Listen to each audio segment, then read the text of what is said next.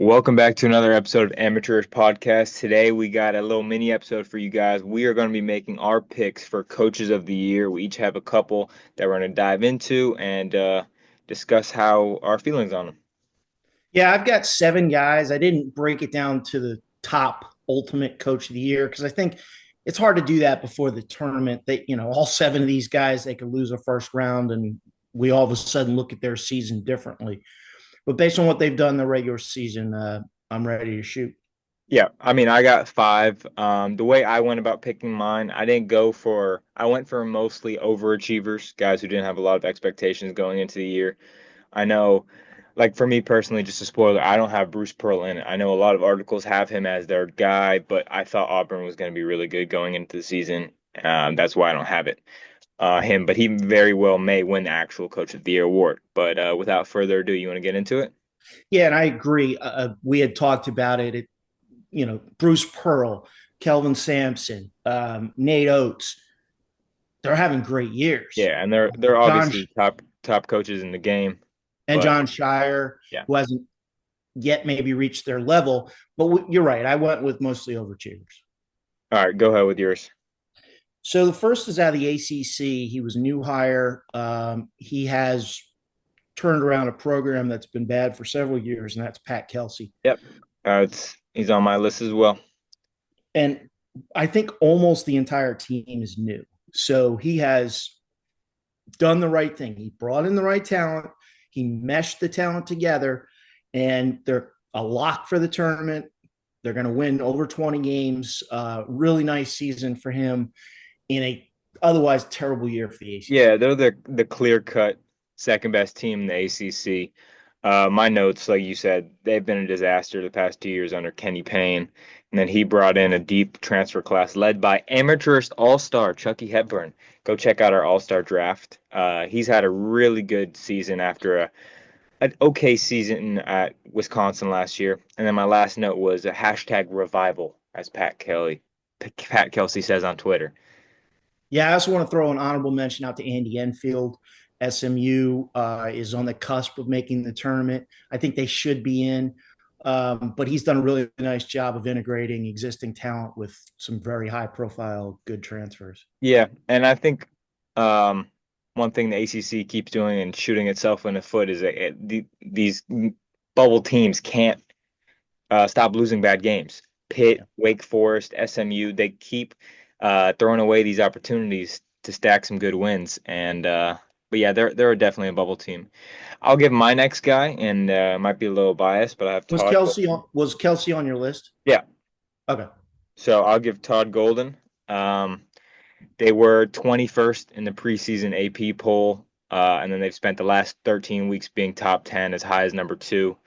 He's an analytics guy who kind of year after year has fixed his team's main issue. First year, awful rebounding team, so he brought in Micah Hanlock and Tyree Samuel, two elite offensive rebounding freshmen, and Condon and Hauk.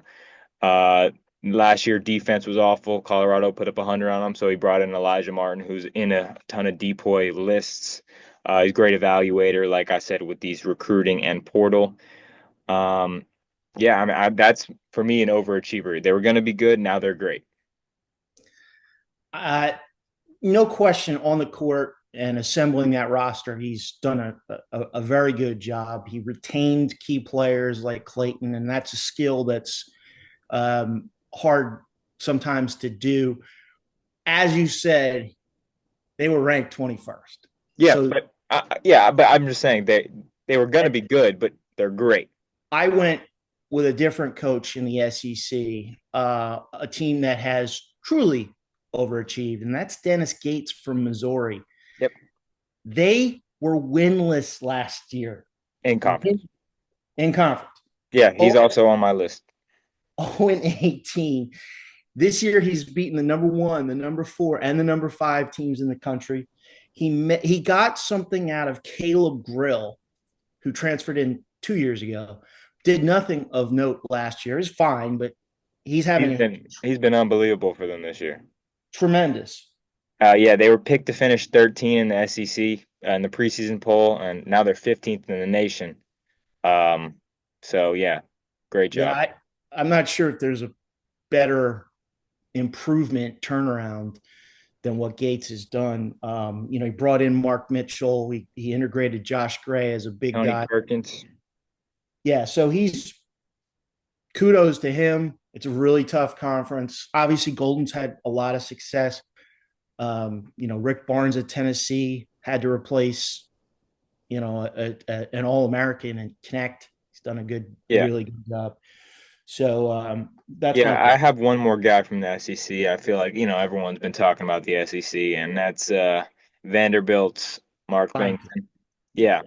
I mean, they haven't made the tournament since 2016-17. They're basically a lock now. They were preseason picked last in the SEC.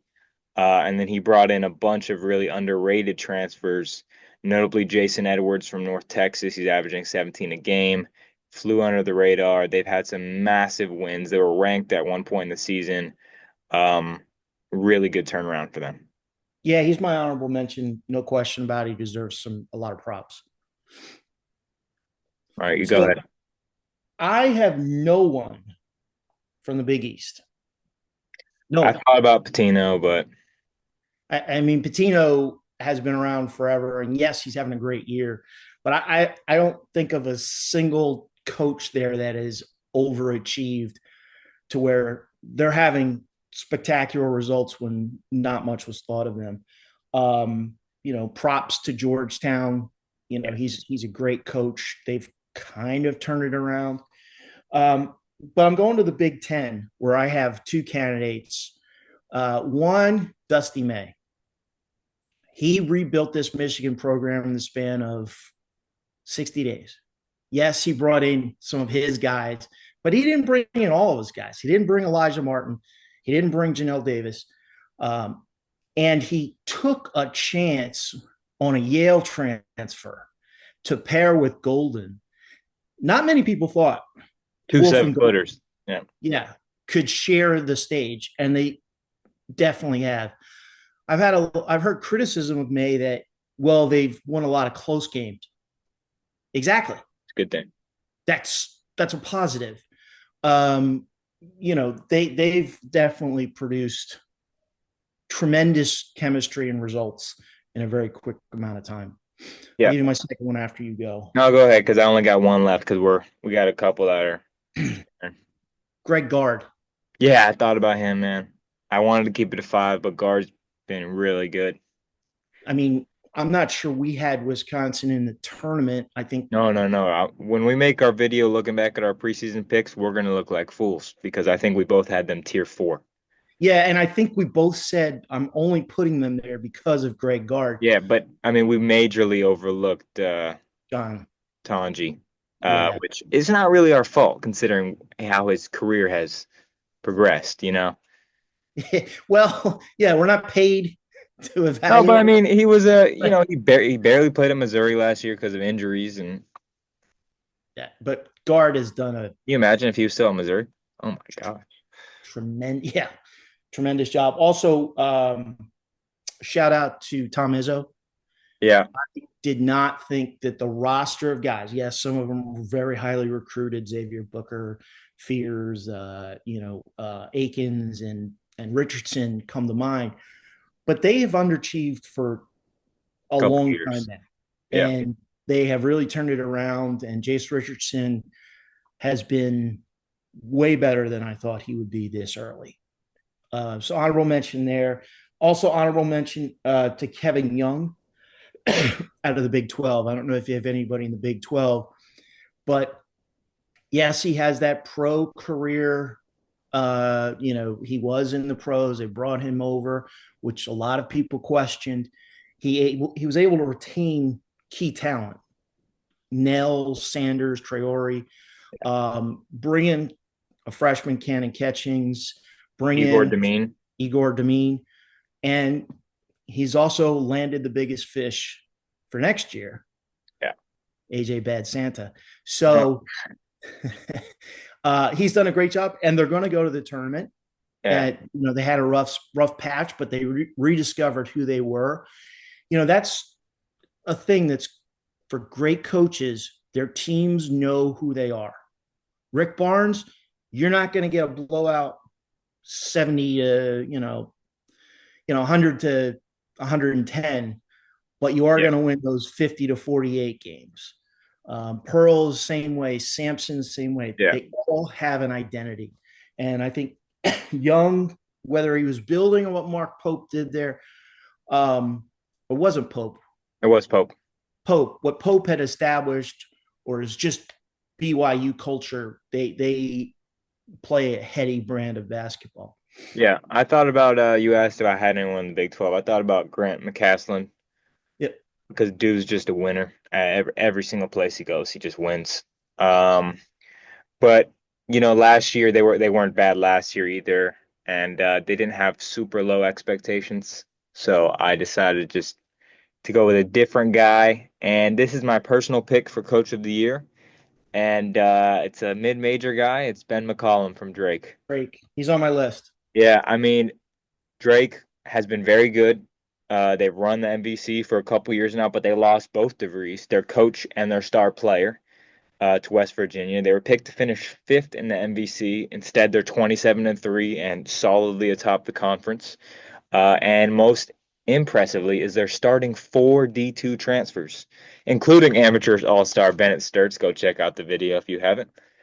Um, I was reading an article and I think it was the AD was talking about how he was a lot of fans and boosters and whatnot were mad at him. They were calling him D2 Drake. They were calling them D2 Drake at the hire and all the transfers, and look how that has gone for them. Yeah, he established a very successful program at Northwest Missouri State, won 3 or 4 D2 titles, and they returned very few contributors. I mean, no one who's they're in the rotation, but really, I think They're the top. starting four D2 guys. That's all you need to know. Yeah, it's insane, and to see the talent in Sturts that at a high level he is exceeding and is now on draft boards is is crazy. Again, I didn't pick a coach of the year, but my last guy was McCollum. I don't think there was any surprise there. Yeah, And and I think a lot of I know the media outlets don't give a lot of love to the mid and low majors, but he hasn't. I've only seen him on honorable mention list. I haven't seen him in a lot of top tens, top 15s, which is ridiculous considering they're an at-large potential bid.